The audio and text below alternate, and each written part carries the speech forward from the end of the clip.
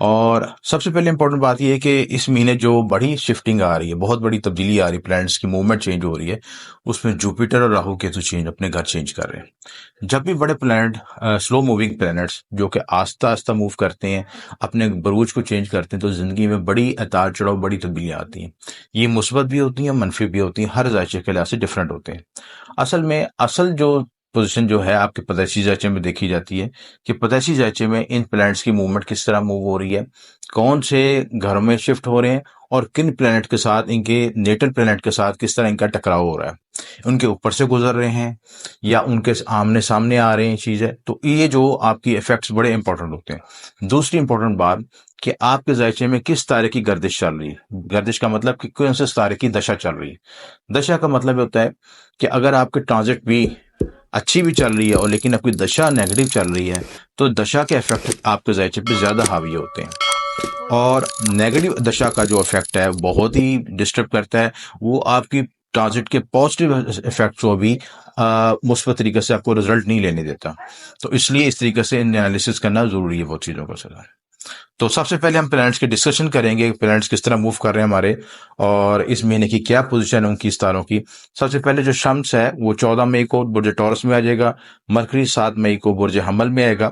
Jupiter 14 مئی کو Gemini میں آئے گا، وینس جو ہے 31 مئی کو برج حمل میں آئے گا، مرکری جو ہے 23 مئی کو ٹورس میں آئے گا، اور راہو کیتو بالترتیب راہو ایکویریس میں 18 مئی کو، اور کیتو جو لیو میں آئے گا۔ یہ امپورٹنٹ ڈیٹیں ہیں برج میزان کے حوالے سے۔ اور آپ اس میں یہ دیکھنا ہے کہ آپ کا جو برج جو ہے، جب یہ اس میں امپورٹنٹ ڈیٹیں آپ کو بتائیں، ان ڈیٹوں میں آپ نے کوئی امپورٹنٹ ڈیسیژن میکنگ کرنی ہے،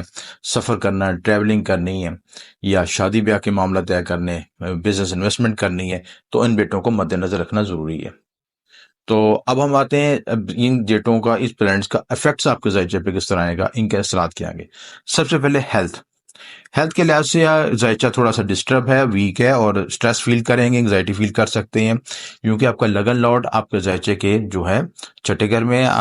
رہے گا، اور چھٹے گھر میں اس کے افیکٹ زیادہ آئیں گے، جس کی وجہ سے یہ ہوتا ہے کہ بیسکلی کہ جب چھٹا گھر زیادہ ٹریگر ہوتا ہے تو انسان کی زندگی میں کام کی زیادتی ہوتی ہے، سٹریس آتا ہے، انگزائٹی آتی ہے، ہیلتھ ایشوز آتے ہیں۔ لیکن اس کے ساتھ بینیفٹ ہوتا ہے کہ آپ کو کام کے لحاظ سے یا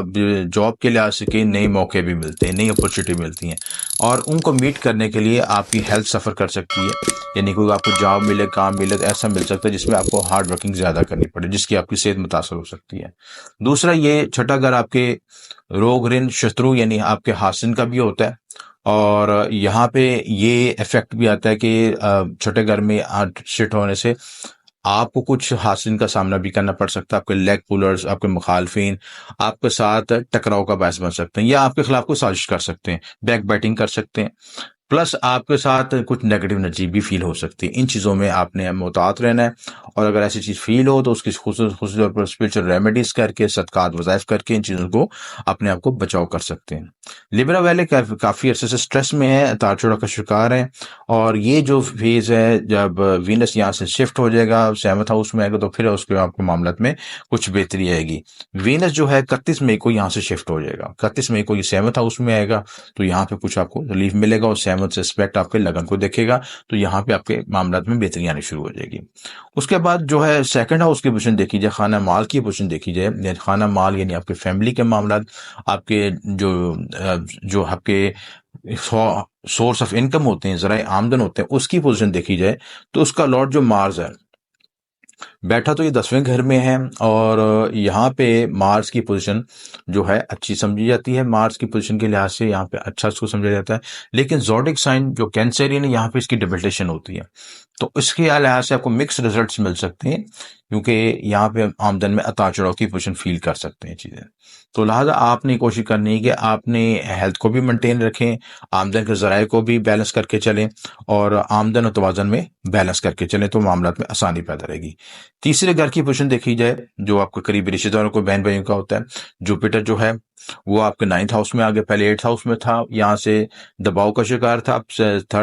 9th ہاؤس میں آگے تو بہتر رہے گا، قریبی رشتوں کے تعلقات میں کچھ رستہ آپ کو ملے گا، روشنی ملے گی، آسانی پیدا ہوگی، چھوٹے سفر ہو سکتے ہیں، کمیونیکیشن کے معاملات میں بہتری آئے گی، اور آپ قانونی روحانی معاملات میں ترقی اور گروتھ حاصل کر سکتے ہیں، ایکسپینشن حاصل کر سکتے ہیں۔ پلس آپ کے جو ریلیشن شپ میں کچھ پازیٹیو تبدیلیاں آئیں گی، کچھ معاملات میں بہتری آ سکے گی، اور آپ کے تعلقات بہتر ہو سکیں گے چیزیں۔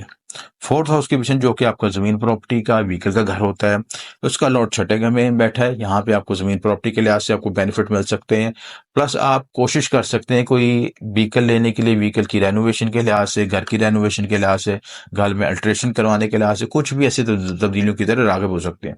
آپ کا ذہن راغب ہو سکتا ہے، آپ اس کی طرف پلاننگ کر سکتے ہیں، سوچ کر سکتے ہیں، گھر کو شفٹ کرنے کے لیے، گھر کو رینوویٹ کرنے کے لیے، گھر کی زمین کی خرید و فروخت، گاڑی کی خرید و فروخت، ان کی طرف آپ کا ذہن مائل ہو سکتا ہے۔ ففتھ ہاؤس جو آپ کے اولاد محبت نام سے متعلق ہوتا ہے گھر، اس کی پوزیشن وہاں پہ راہو شفٹ ہو گیا۔ راہو یہاں پہ پانچویں گھر میں تو تھوڑا سا میلیفک ہوتا ہے، اور یہاں پہ آپ کو اولاد محبت نام کے لحاظ سے ان چیزوں میں متعلق رہنا چاہیے۔ کوئی ایسی مس کمٹمنٹ نہ کریں جو کہ رشتہ دار میں آپ کو دراڑ کا باعث بنے، چاہے وہ آپ کسی کو پسند کرتے ہیں، کسی کا ریلیشن شپ ہے، کسی کے ساتھ آپ کی اٹیچمنٹ ہے، اس کے ساتھ کوئی فالس اسٹیٹمنٹ نہ کریں، فالس کمٹمنٹ نہ کریں جو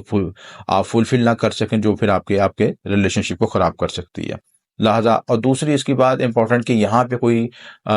وہ لاٹری کھیلتے ہیں، جوا کھیلتے ہیں، تو آپ سیف موڈ میں رہ کے کام کریں۔ یعنی اگر آپ کوئی لاٹری یا انعام کرتے ہیں تو اس میں اتنی لمٹ میں کھیلیں تاکہ آپ کو لاس ہو تو آپ اس کو برداشت کر سکیں، کیونکہ راہو بعض اوقات بڑی بڑی جمپ لگواتا ہے لیکن بڑے بڑے لاسز بھی دیتا ہے۔ یہ ڈپینڈ کرتا ہے کہ آپ کو پیدائشی جانچے میں اس کی پوزیشن کیا ہے۔ سیونتھ ہاؤس کی پوزیشن جو ساتواں گھر آپ کا شادی کا، ازدواجی زندگی کا، اس کا لارڈ بھی ویک ہے، مارس ویک ہے، اور مارس جو ہے ڈپریشن حالت میں تھوڑا سا اپنے ریلیشن شپ کو محتاط ہو کے چلیں، اور ایسے الفاظ سے پرہیز کریں جس میں کوئی اختلافات یا بدمزگی ہو، بد کلامی ہو، ان چیزوں سے بچنے کی کوشش کرنی چاہیے۔ نائنتھ ہاؤس کی پوزیشن بہتر ہو رہی ہے، بھاگے کا سپورٹ مل جائے گا، جوپیٹر نائنتھ ہاؤس میں ہے، اور جوپیٹر یہاں پہ آپ کے ایکسپیکٹ کرے گا، لگن کو بھی ایکسپیکٹ کرے گا، تو آپ کی ہیلتھ بھی امپروو ہوگی، ٹینشن انگزائٹی سے بچ سکیں گے، بیرون سفر ہو سکتا ہے، روحانی سفر ہو سکتا ہے، کوئی وہ روحانی مینٹور مل سکتا ہے،